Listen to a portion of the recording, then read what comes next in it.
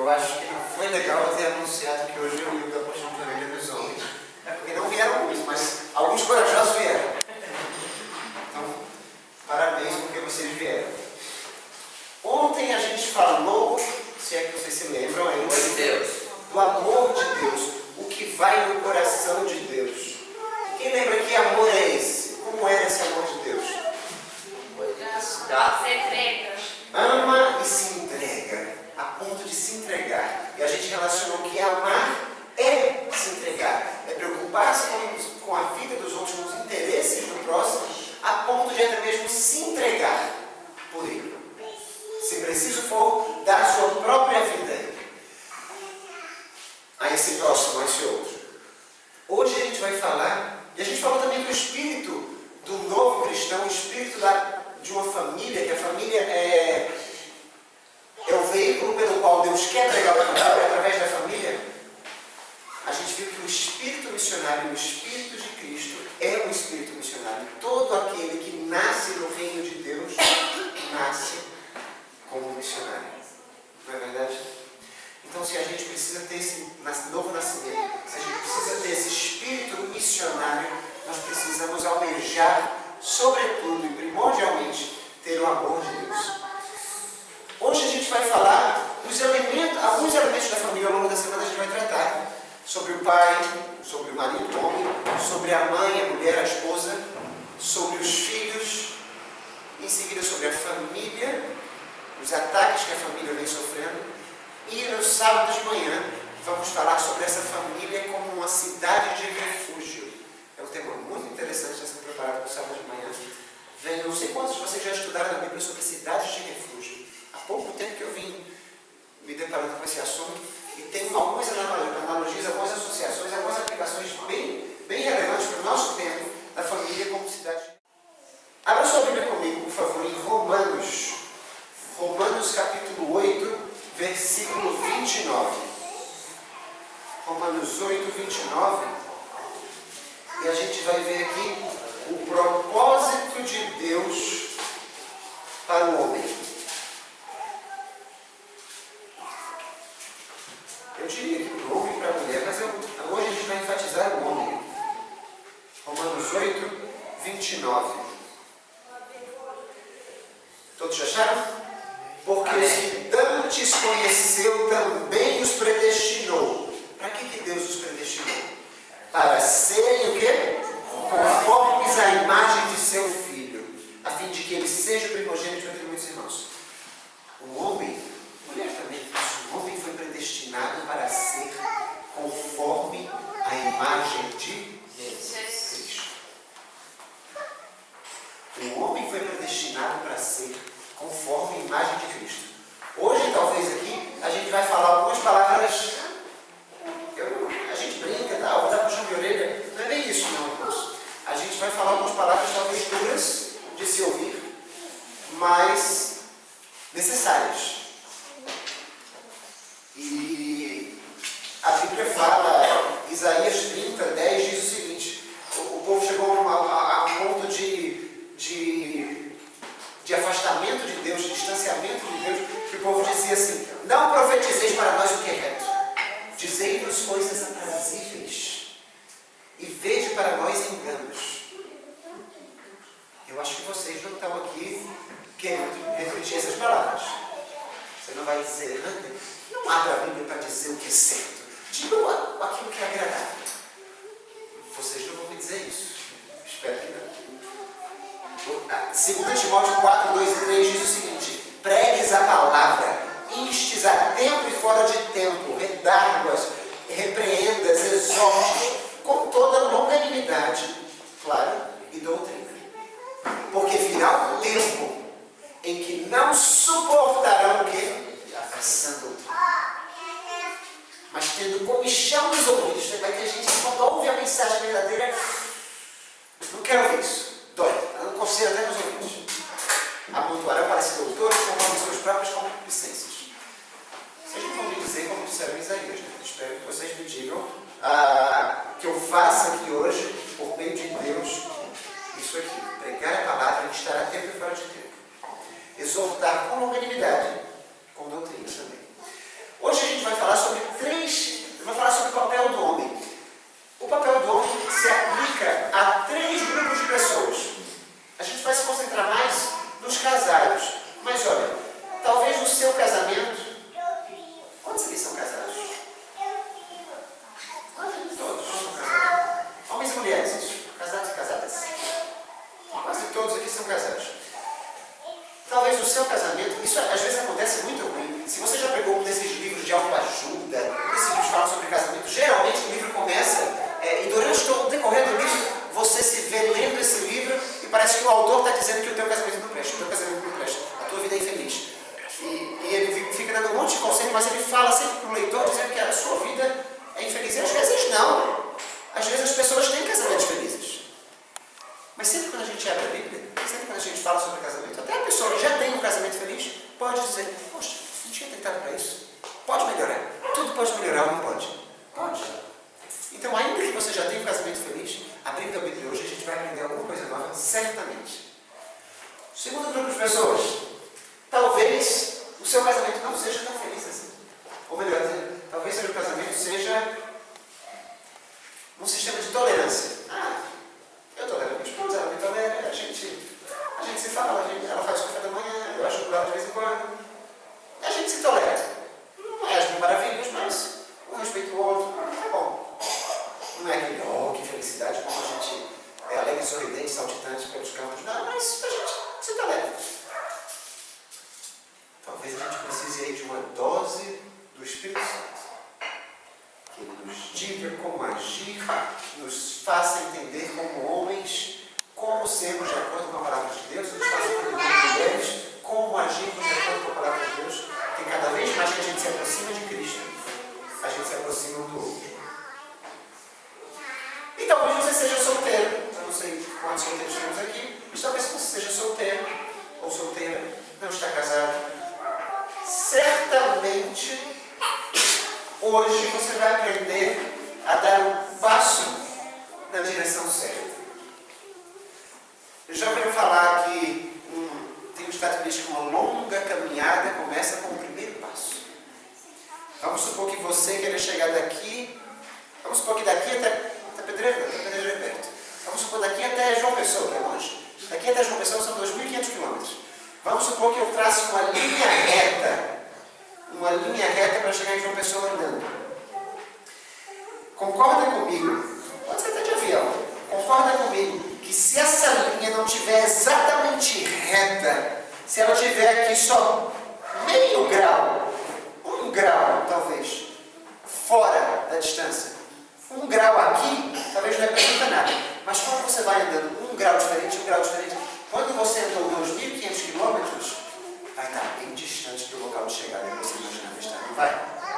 Você vai cada vez mais se distanciando. Então é importante a gente começar com o passo certo, na direção certa. Porque se a direção às vezes está um pouquinho desviada para a direita, pode não dar problema no primeiro ano, no segundo ano, no terceiro ano, mas lá pelo 7º, pelo 10º ano, pelo 15º ano de matrimônio, pode dar um problema. E tudo começou talvez com um passinho levemente desviado para a direita. E eu digo isso, a gente vai tratar desse assunto, mas um dos temas é julgo desigual. Eu vou antecipar, eu ia falar aqui em algum momento aqui no meio do sermão, mas primeiramente agora. Na minha família, eu sou filho, meus pais são separados. E a minha mãe disse uma coisa muito interessante quando se casou com meu pai. Minha mãe era de família adventista, meu pai nunca foi, mas minha mãe, já depois de... já casada, já quando a gente grande, minha mãe disse ela dizia para as pessoas, não, mas olha, uma coisa eu não tenho do que me queixar do meu pai, né, o Alci. Ele nunca me proibiu de ir à igreja. Então eu imagino que, assim, na relação deles, jovens antes de se casar, ela disse, não, eu sou adventista. Eu disse, não tem problema, você pode ir à sua igreja sem problema nenhum. E ela disse, eu não vejo, assim, eu vejo ingenuidade da parte da minha mãe, não vejo maldade, eu quis fazer a coisa contra a vontade de Deus. Eu vejo ingenuidade dela, mas ainda assim é contra a vontade de Deus. Sincera ou sabidamente, é contra a vontade de Deus. A princípio, nesse primeiro passo que ela deu, um pouquinho desviado, né? Não tinha problema nenhum, porque você disse, não, o marido deixa ela ir para a igreja, qual o problema? Ele não está proibindo nada. Deus está dizendo uma coisa, mas não é para ser bem assim. Nesse momento ela não imaginou, eu vou ter filhos, e os filhos vão crescer, e quando chegar no sábado de manhã, eu vou convidá-los para ir à igreja, e o pai vai convidá-los para ir à praia. Para onde você acha que as crianças vão querer? Praia. E no outro sábado os filhos vão querer ir à igreja, e o pai vai convidá-los para ir ao shopping, ao supermercado. Para onde você acha que as crianças vão querer ir? E eu vou convidá-los no sábado seguinte, convidar as crianças no sábado seguinte para ir à casa da avó, visitar onde tem piscina, onde tem os primos, e o pai vai convidá-los para ir, quer dizer, o pai vai convidá-los para ir para a casa da avó, e a mãe vai convidá-los para ir à igreja. Para onde você acha que as crianças vão? Para a casa da avó.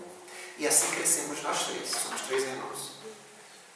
Uma mãe adventista, um pai não adventista, aparentemente tudo bem, aos olhos da minha mãe antes de ter os filhos, mas quando os filhos chegaram, os problemas começaram em termos de religião. Então quando Deus fala, a gente deve seguir.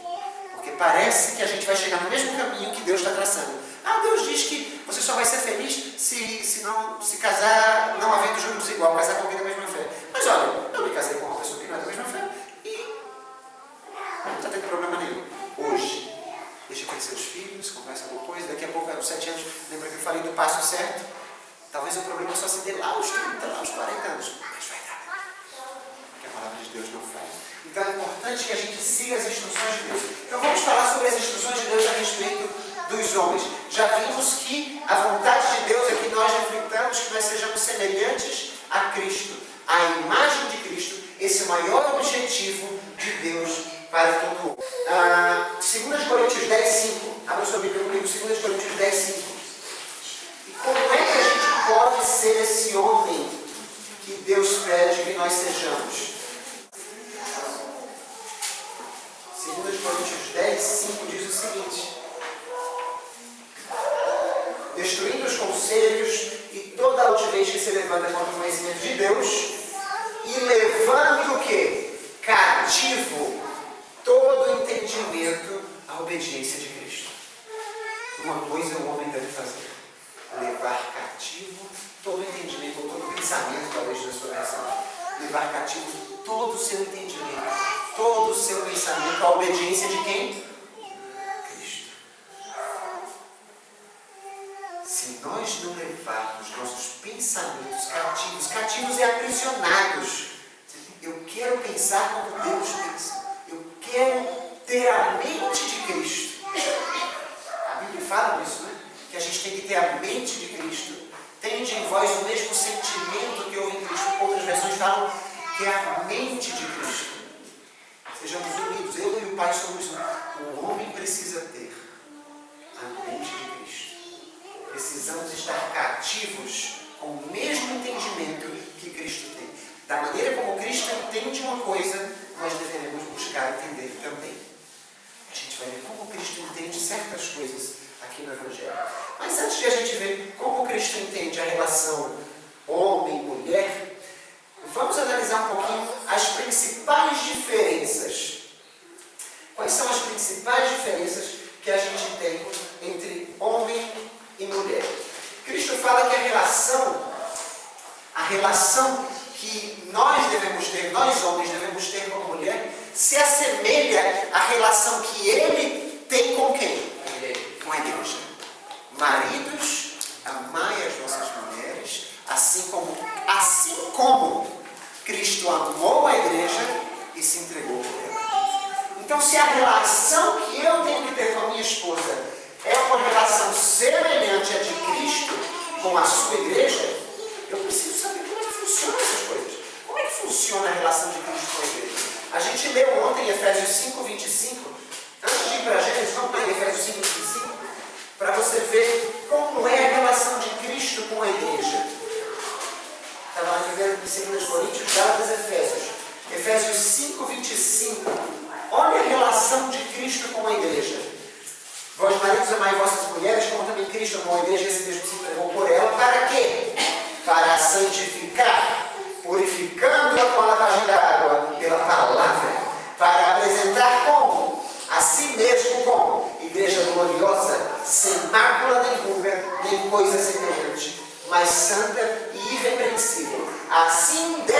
maridos amar as suas próprias mulheres como a seus próprios corpos. Quem ama a sua mulher, ama-se a si mesmo. Devemos amar a mulher assim como Cristo amou a igreja. E aqui diz, apresentando-a gloriosa, sem mácula, nem ruga, nem coisa semelhante, mas santa e irrepreensível. É assim que a gente deve amar. Mas há diferenças entre homens e mulheres? Há ou não há? Há diferença entre homens e mulheres. Hoje em dia, eu não vou falar muito sobre isso, o Carol vai falar sobre isso amanhã, mas hoje em dia, com o avanço do feminismo, a gente vê as mulheres tomando papel de homens, assumindo papel que antes eram só de homens, e fazendo às vezes até melhor que os homens, mas esse não é aquele propósito de Deus, essas coisas. Isso vai ficar para amanhã. Carol vai falar sobre isso, sobre o papel da mulher de acordo com a Bíblia. Vamos ver quais são as principais diferenças. Como foi que Deus, antes de surgir o pecado no mundo, duas instituições Deus criou, e vocês sabem isso de cor e salteado. Quais foram? A família, ou o casamento, e o... Vamos? Adventistas não? E o sábado. A família e o sábado. Duas instituições foram criadas por Deus antes do pecado. Se você fosse o diabo, quais instituições você aplicaria? Exatamente essas. Não vamos falar sobre o sábado hoje, vamos falar sobre a família. Vamos falar sobre o homem, o papel do homem na família. Abra sua Bíblia comigo em Gênesis capítulo 2, versículo 15. Qual era a função do homem antes do pecado? Gênesis 2, versículo 15. Capítulo 2, versículo 15. Qual era a função do homem antes do pecado? E tomou o Senhor Deus o homem e o pôs no jardim do Éden para quê? Cultivar e guardar. Cultivar e guardar. Em outras palavras, o homem tinha que trabalhar. Qual era a função do homem no jardim do Éden? Trabalho. Era um bom trabalho? Era. Ele mais quando menciona sobre o jardim do Éden, fala que não havia espinhos, não havia carnes, não havia dor. Era prazeroso, era deleitoso fazer isso. Era um deleite para o homem. Mas o homem tinha uma função. Qual era a função dele? Trabalhar. Cultivar é guardar o jardim e o guardar. Qual era a função da mulher quando foi criada? Antes do pecado. Claro. Gênesis 2, 18. Quando Deus disse aqui para o homem, não tinha criado a mulher ainda não. Aí Deus criou a mulher. Qual era a função da mulher? E disse o Senhor Deus, não é bom que o homem esteja só. Far-lhe o quê? Uma ajudadora, uma auxiliadora, que ele seja idôneo. Então o homem tinha que trabalhar e a mulher tinha que ajudar ele. É isso que está dizendo aqui, Bíblia. É isso que diz assunto. O homem tinha que trabalhar e a mulher tinha que ajudar. O que aconteceu em Gênesis 2:20? A mulher não tinha sido criada ainda, viu gente? Olha o que acontece em Gênesis 2:20 para a gente confirmar isso que a gente está acabando de falar. E Adão pôs os nomes a todo o gado, as aves dos céus, a todo animal do campo. Mas para o homem, o que acontecia? Não se achava ninguém, uma auxiliadora, uma ajudadora que ele fosse idôneo. Todo mundo tinha sua companheira. Todo mundo tinha alguém que lhe ajudasse. Mas o homem não tinha. Deus viu que não tinha. E Deus providenciou o homem, a mulher. Ao homem, a mulher. Deus providenciou ao homem, a mulher. Isso era antes do pecado. Agora respondam para mim. Depois do pecado, será que depois do pecado, essas relações mudaram? As funções, melhor dizendo, as funções, os papéis de homem e mulher, será que eles mudaram depois do pecado? Não. O que aconteceu depois do pecado? Abra sua Bíblia comigo, Gênesis 3. Só passar a página aí. Gênesis 3, versículos 17 a 19.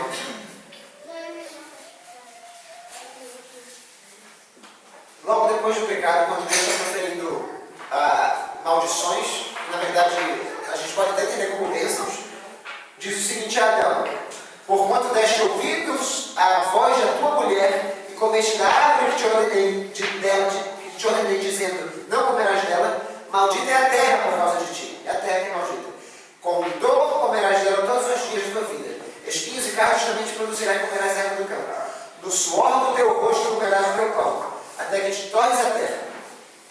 Porquanto dela foste tomado, porquanto és pó, e pó te tornarás. Comerás o quê? A erva do campo. Do suor do teu rosto comerás o teu pão. O homem tinha que trabalhar ainda ou não? Sim. Tinha. A função do homem continua sendo trabalhar. Antes do pecado, qual era a função do homem? Trabalhar. Depois do pecado, a função do homem continua sendo trabalhar. E parece que o homem tem essa coisa, né, de trabalhar. As mulheres às vezes não entendem isso, mas eu acho que isso é Deus mesmo que coloca no coração da gente.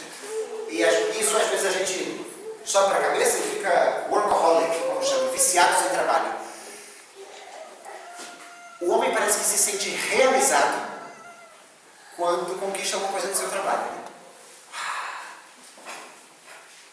Consegui, rapaz, tinha uma meta para cumprir, meu chefe disse que era para fazer tantas coisas, para entregar tantas peças no final do dia.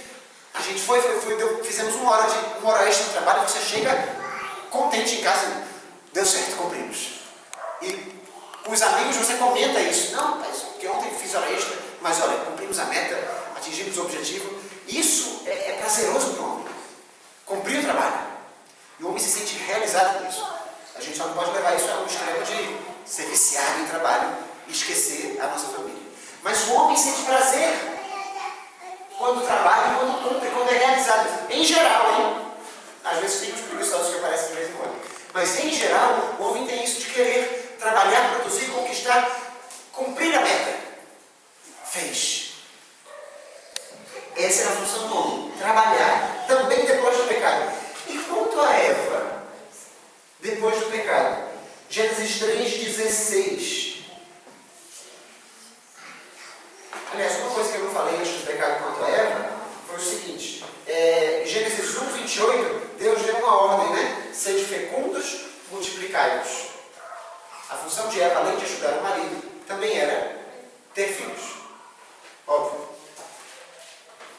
Em Gênesis 3,16, diz o seguinte: e a mulher disse: multiplicarei grandemente a tua dor e a tua conceição.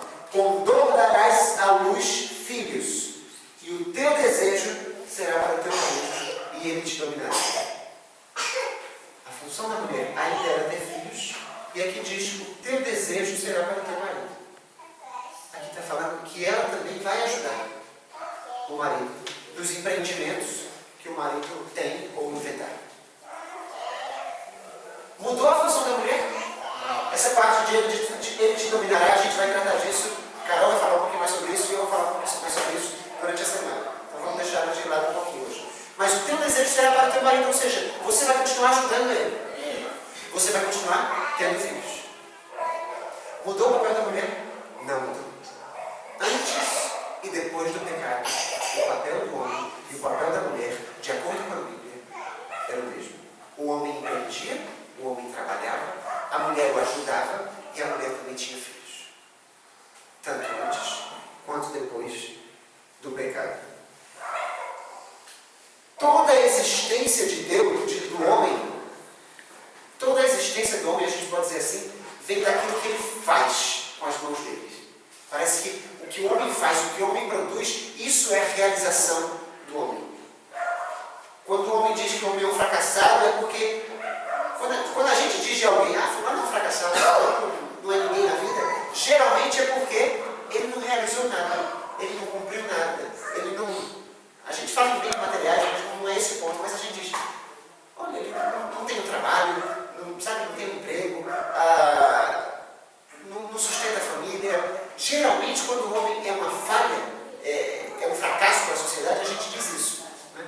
Porque ele não produz, ele não trabalha, ele não faz, não acontece. Então, para o homem ser uma falha, é porque ele não está trabalhando. Ele não está fazendo tudo que o homem mais quer, tudo que ele mais anseia é o trabalho.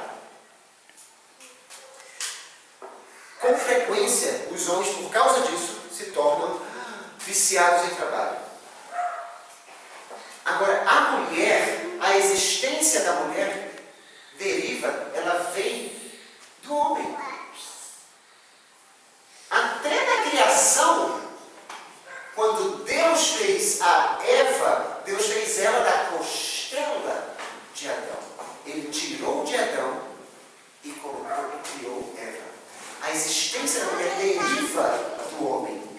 Agora, em que sentido ela deriva do homem também? No sentido que o homem quer trabalhar, que o homem quer fazer. A gente tem que fazer com que a mulher entenda que ela não é meramente uma parte de nossa vida. Se a mulher entender que ela é simplesmente parte da vida do homem, certamente nós teremos um casamento infeliz. A mulher é muito mais do que uma parte da vida do homem. A mulher precisa saber, ela necessita saber que ela é amada, que ela é a vida dele, que o homem não está viciado no trabalho e esquece a mulher. Ela representa a vida do homem, porque foi tirada do homem. Ela não é simplesmente uma parte da vida do homem. E o homem precisa olhar para a mulher, precisa se voltar para a mulher assim. Se a gente olha para a mulher e não dá muita atenção, e fala da boca para fora, e não escuta os anseios que vão no coração dela, ela vai se sentir completamente esquecida, rejeitada, e geralmente é o caso, talvez você já tenha ouvido por aí, não, cadê o seu marido? Não, ele saiu com os amigos, não, ele está no trabalho, não, hoje ele não vai chegar. Cada vez mais, quando essas coisas acontecem, você está dizendo, não com palavras, mas ela está entendendo assim, eu só sou mais uma parte na vida dele. Ele tem o trabalho, em primeiro lugar, ele tem os amigos, eu sou mais uma só na vida dele. A mulher precisa entender que ela não é mais uma. Eu me lembro de uma história, acho que eu nunca contei isso para Carol. Eu tive uma namorada que, na época de colégio, confissões. Eu tive uma namorada na época de colégio, coisa de adolescente. Não foi nada demais, nada demais. Acho que ela me autorizaria a falar isso. Ela me perguntou outra vez, a gente namorando, e aí, o que você pensa do futuro? E os olhos brilhavam assim. E eu, no ápice do meu egocentrismo, eu disse, penso em terminar a faculdade, e aí, sei lá, acho que vou fazer uma pós, talvez eu viaje para a Alemanha, nunca viajei para a Alemanha, acho que eu viajo para a Alemanha, e aí eu vou aprender alemão, e aí você montar uma agência de tradução no exterior. Contei um monte de coisa, eu. E terminei. Depois ela me disse uma frase que eu, nossa, não tinha onde esconder a cara. E eu? Porque em todos os meus planos, em 5 minutos de planos que eu falei, e nenhum deles eu mencionei. Aí a gente vai junto para dar lugar. Nenhum deles eu mencionei nós. E às vezes acontece isso, irmãos. Às vezes acontece isso. E eu sei que naquela hora eu parti o coração dela. O homem precisa entender que a mulher não é só uma parte. Ela é a sua vida. Porque Deus, quando disse, deixa pai e mãe se unem, ele se torna um. Então, o homem precisa entender que a mulher faz parte, mas é, sobretudo, a vida dele também. Porque Cristo, o que Cristo fez? Amou e se entregou. Se eu amo e dedico uma partezinha, eu não estou me entregando. Se eu amo e não me preocupo com os interesses dela, eu não estou me entregando. Se eu amo e digo assim, você faz o que você quiser da sua vida, você tem seu trabalho, você faz o que você quiser com o seu dinheiro, você faz, final de semana quer ir para casa da sua mãe, vai, eu vou ficar aqui vendo televisão. Eu não estou me entregando. Eu estou me entregando? Eu não estou me entregando. Cristo disse que é para amar e se entregar. Então isso a gente precisa ter bem em mente. Amar e se entregar. O interessante aqui, Ellen White diz o seguinte, o marido, atenção maridos, escutem isso, o marido é o laço de união dos tesouros do lar, unindo mediante sua afeição devotada e forte, fervente, os membros da família, mãe e filhos, nos mais fortes laços de união. O marido é o quê? O laço de união do lar. Não é a mulher,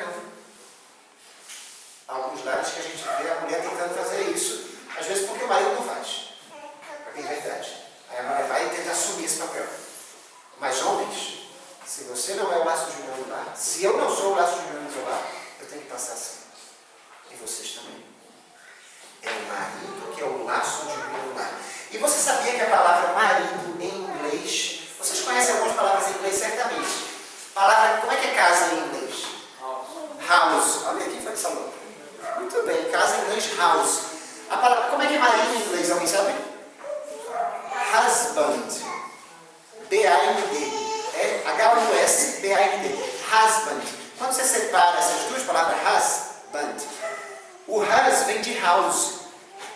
E o band quer dizer, ao pé da letra, laço. O laço da casa. É daí que vem a palavra laço de união, mesmo que ela lá está falando. O marido é o laço de união. Na própria etimologia da palavra, husband, marido em inglês, quer dizer laço de união.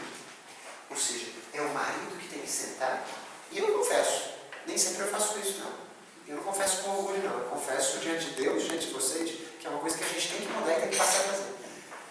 É o marido que tem que sentar e dizer, vamos fazer culto familiar. De manhã e no final da tarde. É o marido que tem que, quando está uma confusão, quando está o circo pegando fogo, se ele estiver em casa, é ele que tem que ir lá e procurar apaziguar a situação. Sabe o bombeiro? Se o bombeiro estivesse dentro do fogo, o que ia acontecer? Ele ia morrer junto. O marido tem que estar do lado de fora, o marido sai para trabalhar, ele está do lado de fora. Quando ele chega e vê o circo pegando fogo, ele vê melhor do que a mulher o que está acontecendo.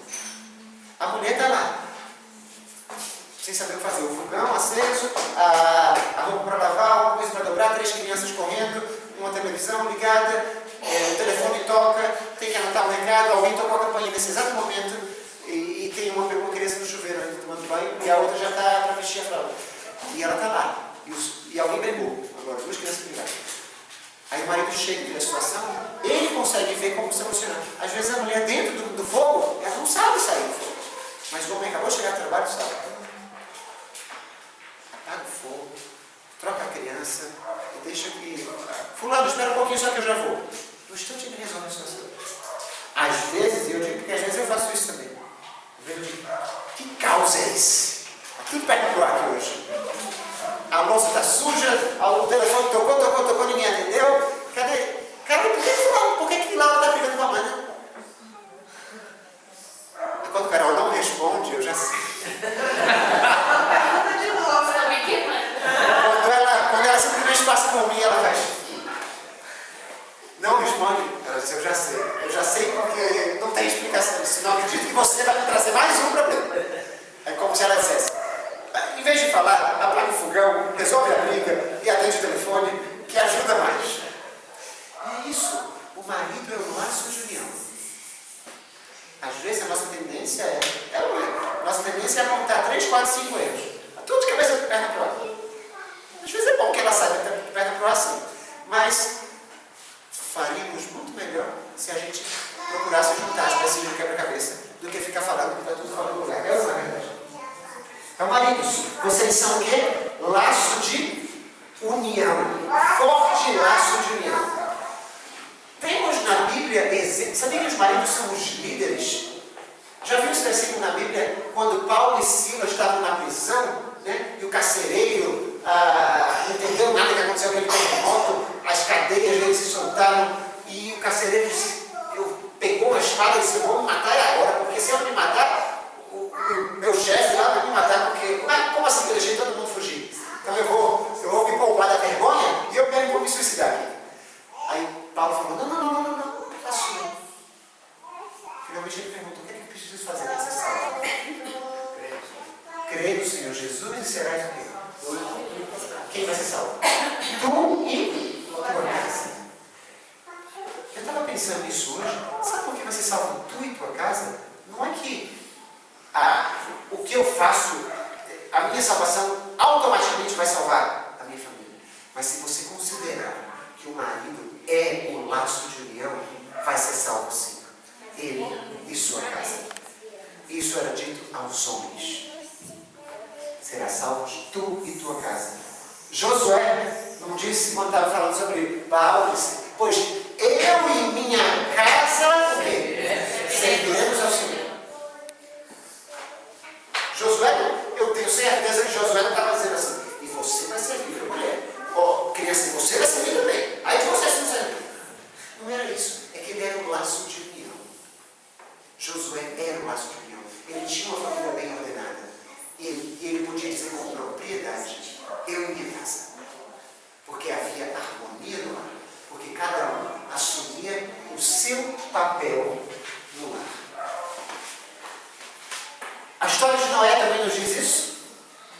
Hebreus 11, 7. Se você não leu isso na Bíblia ainda, é interessante isso. Hebreus 11, 7 diz o seguinte. Vamos achar aí, Hebreus 11, 7. Noé, divinamente avisado das coisas que ainda não se viam, temeu. E para a salvação de quê? Da sua família, preparou a arca, pela qual nela condenou o mundo e foi feito herdeiro da justiça que assegurou a fé. Noé, para a salvação dele ou para a salvação da família dele? Da família dele. Foi dito isso para quem? Para um homem. Noé também era um laço de união na sua casa. Quando Noé falou, vamos construir a arca, eu não imagino a esposa de Noé ou o filho de Noé se rebelando, dizendo, não, você está louco, eu vou trabalhar. Ele era laço de união. Quando Noé empreendia um trabalho, a função da mulher era o quê? A gerar. E ela ajuda. Então Noé foi salvação para a sua família. Mas foi a Noé a quem o apóstolo aqui, muito provavelmente Paulo, se referiu como tendo sido ele o laço de união, ele a salvação, ele que trouxe salvação para a família dele. Irmãos, a gente precisa entender que nós, homens, estamos sujeitos a Cristo. Assim como Cristo está sujeito a Deus. Ele se coloca em sujeição a Deus. Não que um seja maior ou menor que o outro. Quando a Bíblia diz que as mulheres estão sujeitas aos maridos, não é que um é maior ou menor em relação ao outro. É simplesmente uma função diferente que Deus escolheu para Cristo, que Deus escolheu para o homem. Os homens estão sujeitos a Cristo, assim como Cristo está sujeito ao Pai. Assim a mulher está sujeita ao homem. A Bíblia fala que não existe nem judeu, nem grego, nem homem, nem mulher diante de Cristo. Diante de Deus não existe. Mas a sujeição não implica grau de importância ou relevância. A sujeição implica funções diferentes. E às vezes a gente não entende isso. Às vezes a gente entende a sujeição como fulano é mais importante ou fulano menos importante. Não é isso. A sujeição são funções diferentes no papel da salvação. Assim como Cristo está sujeito a Deus, o homem está sujeito a Cristo. E daí a mulher está sujeita ao homem.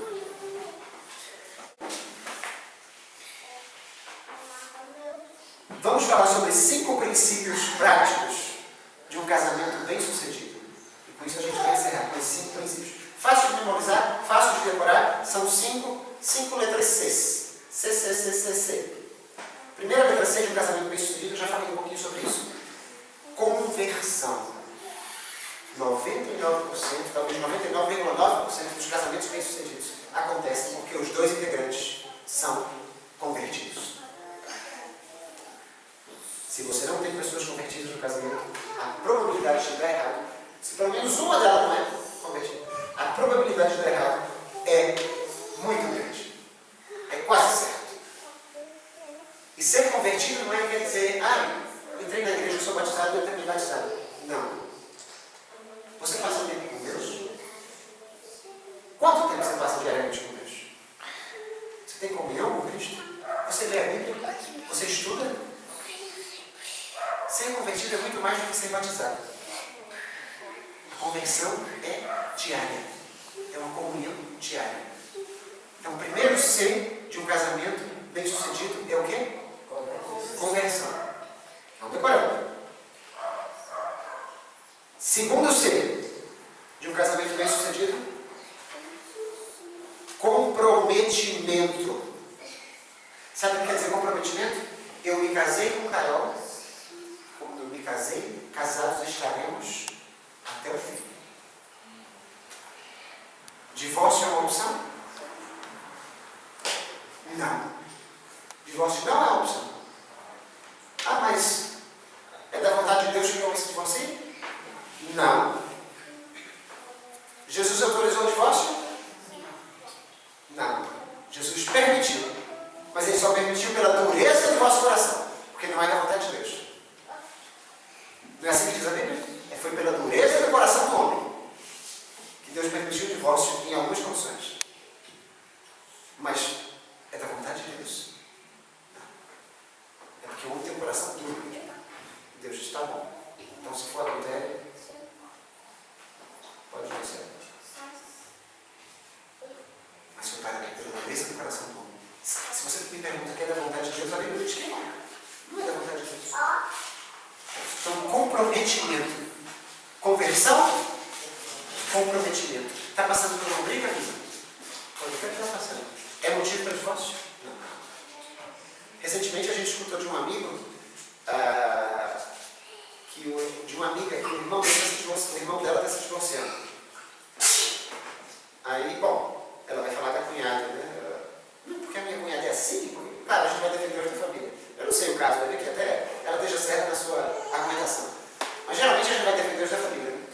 Não, porque a esposa dele, a minha cunhada, realmente vai ser melhor assim. Nunca vai ser melhor. E nem foi caso de adultério, nem foi caso de nada. É incompatibilidade de gênero hoje em dia. Divórcio é uma opção? Para essa pessoa eu perguntei, divórcio é uma opção? Biblicamente falando, o que está acontecendo na sua relação, divórcio é uma opção? Não. Às vezes a gente tem medo de dizer isso para as pessoas. Mas essa é a realidade da Bíblia. Abre a Bíblia e mostra. É uma opção? Não é. Então vamos tratar do problema. E eu acho que a solução é voltar a ser convertidos. Bom, terceiro C, compaixão. Sabe o que quer dizer compaixão? Compaixão é mais do que paixão. Paixão é aquele fogo, aquela coisa, aquela vontade de estar junto, de estar perto. Isso é paixão. Mas a paixão vem naturalmente quando há compaixão. Sabe o que é compaixão? Compaixão é eu me preocupar. Compaixão é eu saber ouvir. Estou falando para os homens. Às vezes as mulheres chegam cheias de coisas para contar. Ah, eu não tenho vontade de... Ah, você não sabe o que aconteceu hoje à tarde? Ah, não sei o que. Dê atenção. Dê atenção a ela. Escute. Às vezes ela está chorando. Por que você está triste? Não, porque aconteceu outra coisa. Ah, isso é problema. Mulher tem umas besteiras, né? A gente diz essas coisas. E no coração da mulher vai ser, puxa, eu estou abrindo meu coração, estou triste, estou falando, e ele nem tchum, ele nem é aí para mim. Compaixão. Precisamos ter compaixão. Quando nós tivermos compaixão com as mulheres, a paixão virá naturalmente. O amor, o fogo, a vontade de estar junto, vem naturalmente. Quarto C. Vamos revisar os dois primeiros? Conversão, comprometimento, compaixão. Quarto C chama-se concessão. Sabe o que é concessão, Maridos? É você ceder de vez em quando. Sabe o que é ceder? É quando tem um argumento, quando tem uma briga, quando tem uma discussão, você diz, tá bom, vamos fazer do seu jeito. Mas não torcendo para dar errado, né? Fazer do seu jeito porque fazer mesmo. Agora, quando que a gente deve ceder? A gente deve ceder não em princípios. Devemos ceder em preferências. Princípios são princípios. E eu tomo como princípios a Bíblia. Se na Bíblia está dizendo uma coisa, eu não vou ceder. Se a minha esposa está dizendo, não, mas vamos passar o carnaval com minha família, lá são amigos, tá, vai ter um bloco, tal. Não cedo. Meu princípio não é esse. Gosto muito da sua família, mas não vou. Durante o carnaval a gente faz um retiro espiritual e depois a gente visita a sua família em outra hora. Não vou. Aí você não cede, são princípios. Agora, preferências. Ah, eu gosto. E nas férias, vamos para onde? Não, eu queria ir para a praia. Ah, eu queria ir para a montanha. Praia, montanha. Vamos para a montanha. Está entendendo? É uma preferência sua. Vale a pena bater o pé? Ceda. E ela vai ceder em outro momento para você. Então, concessão é importante. É o quarto C. Mas concessão em princípios? Não. Concessão em preferências. E o último C, e a gente já está encerrando, o último C fala sobre comunicação. Até peguei um versículo da Bíblia aqui. Igualmente vós, maridos, 1 de Pedro 3,5. Maridos quiserem anotar, mulheres quiserem anotar para mostrar para os seus esposos, isso aqui é muito bom. Igualmente vós, maridos, coabitai com elas com entendimento. A minha tradução seria: procure entender sua esposa. Geralmente a gente diz: ninguém entende as mulheres, né? Ah, mulher é difícil de entender. Ninguém entende as mulheres. Pois aqui está dizendo: procure entender. Procure entender as mulheres. 1 de Pedro 3,5. Veja se é isso que diz a sua Bíblia. 1 de Pedro 3,5. Igualmente vós, maridos, coabitai com elas com entendimento, dando honra à mulher como vaso mais fraco, como sendo vós os seus coerdeiros da graça e da vida, para que não sejam impedidas as vossas orações. Olha que grave isso. Aqui diz: para que as suas orações não sejam impedidas. Sabe o que isso está dizendo? Que se você não procura entender a sua esposa, a tua oração não vai passar do teto. Não adianta nem procurar orar a Deus, que você não vai conseguir falar com ele. Procure habitar com sua esposa com entendimento. Quando houver problema, quando houver uma briga, ou às vezes quando ela fala alguma coisa, parece que ela disse uma coisa assim, você diz: será que ela acabou de falar isso? Para você parece a maior estupidez do mundo, talvez.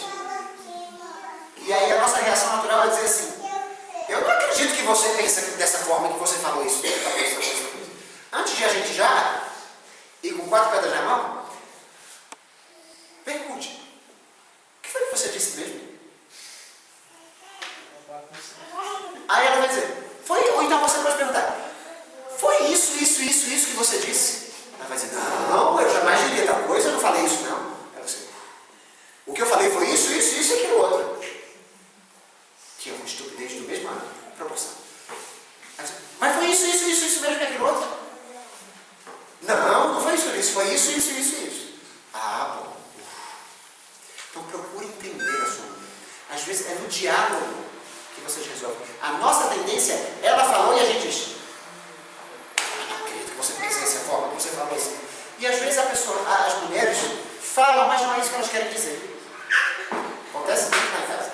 Ela fala, mas não é isso que ela quer dizer. Ela quer dizer outra coisa.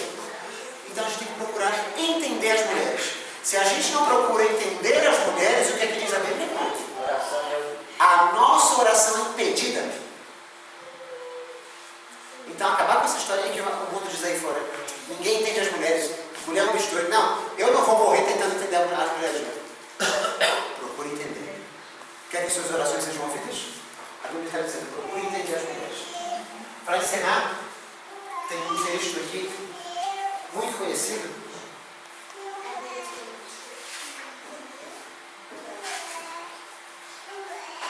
que diz que a maior necessidade do mundo no nível de educação é a de homens. Homens que não se comprem nem se vendam. Homens que no íntimo da alma sejam verdadeiros e honestos. Homens que não temam chamar o pecado pelo seu nome exato. Como laço de união, você vai ter muita oportunidade para fazer isso. Homens cuja consciência seja tão fiel ao dever como a bússola o é ao polo. Lembra do conceder? Não vai ceder a seus princípios. Homens que permaneçam firmes pelo que é reto, ainda que caiam nos céus. Mas sabe como é que isso acontece? Um caráter tal não é obra do acaso. Isso não vai acontecer hoje você dizendo: eu vou ser esse homem, 1, 2, 3 e já. Não é obra do acaso. Nem se deve a favores e concessões especiais da providência. Não foi Deus dizendo: eu vou fazer dele esse homem, e com varinha de condão fez de você esse homem fiel. Não. Um caráter nobre é o resultado da disciplina própria, homens, da sujeição da natureza inferior pela superior, ou seja, da sujeição da sua vontade, dos seus impulsos carnais, à vontade de Deus, da renúncia do eu para o serviço de amor a Deus e ao homem. Os jovens precisam ser impressionados com a verdade de que seus dotes não são deles próprios. Força, tempo, intelecto não são senão tesouros emprestados. Pertencem a Deus e deve ser a decisão de todo jovem pô-los no mais elevado uso. O jovem é o ramo do qual Deus espera fruto, um mordomo cujo capital deve crescer, uma luz para iluminar as trevas do mundo. Cada jovem, cada criança tem uma obra a fazer para a honra de Deus e erguimento da humanidade. Acontece de uma hora para outra, foi porque Deus escolheu você especialmente e fez você com esse caráter nobre que você tem hoje, que você é fiel? Não. Aqui está dizendo que é resultado da disciplina própria, da sujeição da natureza inferior para a superior, da renúncia do eu para o serviço de amor a Deus e ao homem. Gente, quer ser esse homem cujo mundo sente maior necessidade? Joelho no chão. Peçamos a Deus que isso aconteça. Tem um versículo na Bíblia, deixa eu ver se eu acho aqui, que até anotei, um versículo na Bíblia que eu queria deixar com vocês. 1 Coríntios 16, 13. Homens, especialmente os homens, marquem esse versículo na sua Bíblia. 1 Coríntios 16, 13.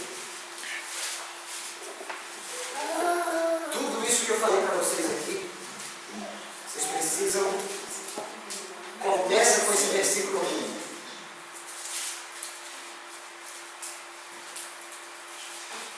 1 Coríntios 16, versículo 13. Vigiai, estai firmes na fé, portai-vos varonilmente e fortalecei-vos. Tem outras versões que não falam, como é que fala a sua versão? Fala varonilmente também? Tem outra versão que diz, sejam corajosos. Tem outra versão que diz, atuem, ajam como homens. A gente às vezes diz no popular, né? Seja homem, né? Haja como homem. Pois a Bíblia está dizendo para você também, quando diz portai-vos varonilmente, Deus está dizendo, seja um homem. Mas seja este homem que a Bíblia fala. Seja este homem que ama, seja este homem que é um laço de união no lar, seja este homem que cuida da mulher, seja este homem que compreende qual é a mulher que não vai querer ajudar a conhecer. Seja esse homem que trabalha, seja esse homem que busca a salvação da sua casa, seja este homem. Quantos dos homens que estão aqui presentes querem ser este homem? Levante as mãos. Vamos orar a Deus. Levante nossas mãos. Querido bom Pai que está nos céus, nós queremos ser, Senhor, laços de união, Senhor, como a própria palavra quer dizer, laços de união no nosso lar. Que nós, Senhor, por meio do Santo Espírito, por a nossa influência também, venhamos a trazer salvação para as nossas casas, salvação para os nossos lares. Que possamos dizer, como Josué disse, eu e minha casa serviremos ao Senhor. Dá-nos, Senhor, o poder do Teu Santo Espírito. Dá-nos a Tua força, a Tua misericórdia.